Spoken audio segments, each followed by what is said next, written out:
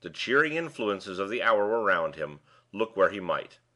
The happy morning smile of the summer sky, so brightly merciful to the old and weary earth, lavished its all-embracing beauty even on the wreck. The dew that lay glittering on the inland fields lay glittering on the deck, and the worn and rusted rigging was gemmed as brightly as the fresh green leaves on shore. Insensibly, as he looked round, Midwinter's thoughts reverted to the comrade who had shared with him the adventure of the night. He returned to the after part of the ship, spoke to Allan as he advanced. Receiving no answer, he approached the recumbent figure and looked closer at it. Left to his own resources, Allan had let the fatigues of the night take their own way with him. His head had sunk back, his hat had fallen off, he lay stretched at full length on the deck of the timber ship, deeply and peacefully asleep. Midwinter resumed his walk, his mind lost in doubt, his own past thoughts seeming suddenly to have grown strange to him. How darkly his forebodings had distrusted the coming time, and how harmlessly that time had come! The sun was mounting in the heavens, the hour of release was drawing nearer and nearer, and of the two Armadales imprisoned in the fatal ship, one was sleeping away the weary time, the other was quietly watching the growth of the new day. The sun climbed higher, the hour wore on. With the latent distrust of the wreck which still clung to him, Midwinter looked inquiringly on either shore for signs of awakening human life. The land was still lonely. The smoke wreaths that were soon to rise from cottage chimneys had not risen yet. After a moment's thought, he went back again to the after part of the vessel, to see if there might be a fisherman's boat within hail astern of them. Absorbed for the moment by a new idea, he passed Allan hastily, after barely noticing that he still lay asleep. One step more would have brought him to the taffrail, when that step was suspended by a sound beneath him, a sound like a faint groan. He turned and looked at the sleeper on the deck. He knelt softly and looked closer. "It has come," he whispered to himself. "Not to me, but to him." It had come in the bright freshness of the morning. It had come in the mystery and terror of a dream. The face which Midwinter had last seen in perfect repose was now the distorted face of a suffering man. The perspiration stood thick on Allan's forehead and matted his curling hair. His partially opened eyes showed nothing but the white of the eyeball gleaming blindly. His outstretched hands scratched and struggled on the deck. From moment to moment he moaned and muttered helplessly, but the words that escaped him were lost to the grinding and gnashing of his teeth. There he lay, so near in the body to the friend who bent over him, so far away in the spirit that the two might have been in different worlds. There he lay, with the morning sunshine on his face, in the torture of his dream. One question, and one only, rose in the mind of the man who was looking at him. What had the fatality which had imprisoned him in the wreck decreed that he should see? Had the treachery of sleep opened the gates of the grave to that one of the two Armadales whom the other had kept in ignorance of the truth? Was the murder of the father revealing itself to the son, there on the very spot where the crime had been committed, in the vision of a dream? With that question overshadowing all else in his mind, the son of the homicide knelt on the deck, and looked at the son of the man whom his father's hand had slain. The conflict between the sleeping body and the waking mind was strengthening every moment. The dreamer's helpless groaning for deliverance grew louder. His hands raised themselves and clutched at the empty air. Struggling with the all-mastering dread that still held him, Midwinter laid his hand gently on Allan's forehead. Light as the touch was, there were mysterious sympathies in the dreaming man that answered it. His groaning ceased, and his hands dropped slowly. There was an instant of suspense, and Midwinter looked closer. His breath just fluttered over the sleeper's face. Before the next breath had risen to his lips, Allan sprang up on his knees, sprang up as if the call of a trumpet had rung in his ear, awake in an instant. "You have been dreaming," said Midwinter, as the other looked at him wildly in the first bewilderment of waking. Allan's eyes began to wander about the wreck, at first vacantly, then with a look of angry surprise. "Are we still here?" he said, as Midwinter helped him to his feet. "Whatever else I do on board this infernal ship," he added, after a moment, "I won't go to sleep again."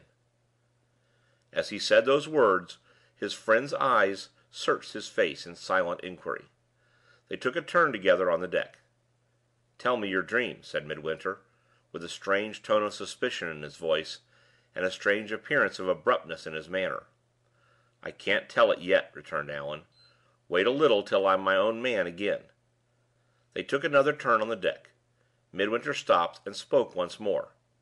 "Look at me for a moment, Allan," he said.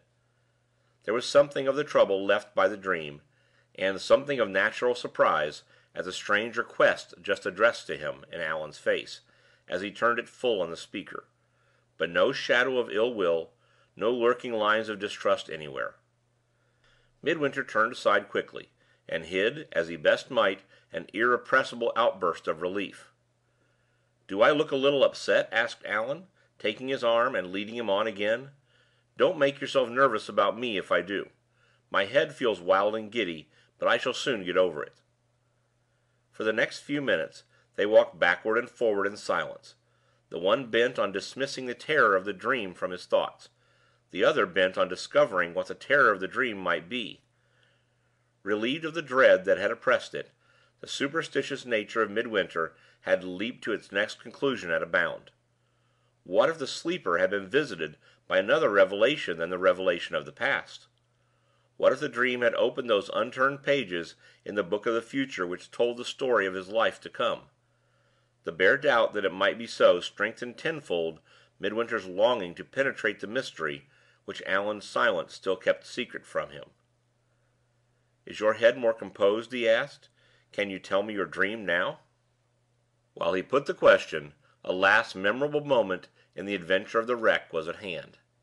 They had reached the stern, and were just turning again when Midwinter spoke. As Allan opened his lips to answer, he looked out mechanically to sea.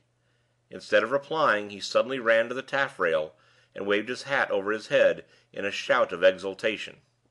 Midwinter joined him, and saw a large six-oared boat pulling straight for the channel of the Sound. A figure which they both thought they recognized rose eagerly in the stern sheets and returned the waving of Allan's hat. The boat came nearer, the steersman called out to them cheerfully, and they recognized the doctor's voice. "Thank God you're both above water!" said Mr. Hawbury, as they met him on the deck of the timber ship. "Of all the winds of heaven, which wind blew you here?" He looked at Midwinter as he made the inquiry, but it was Allan who told him the story of the night, and Allan who asked the doctor for information in return. The one absorbing interest in Midwinter's mind, the interest of penetrating the mystery of the dream, kept him silent throughout. Heedless of all that was said or done about him, he watched Allan, and followed Allan like a dog, until the time came for getting down into the boat. Mr. Hawbury's professional eye rested on him curiously, noting his varying color and the incessant restlessness of his hands. "I wouldn't change nervous systems with that man for the largest fortune that could be offered me," thought the doctor, as he took the boat's tiller and gave the oarsmen their order to push off from the wreck. Having reserved all explanations on his side until they were on their way back to Port St. Mary, Mr. Hawbury next addressed himself to the gratification of Allan's curiosity. The circumstances which had brought him to the rescue of his two guests of the previous evening were simple enough. The lost boat had been met with at sea by some fishermen of Port Erin, on the western side of the island, who at once recognized it as the doctor's property, and at once sent a messenger to make inquiry at the doctor's house. The man's statement of what had happened had naturally alarmed Mr. Hawbury for the safety of Allan and his friend.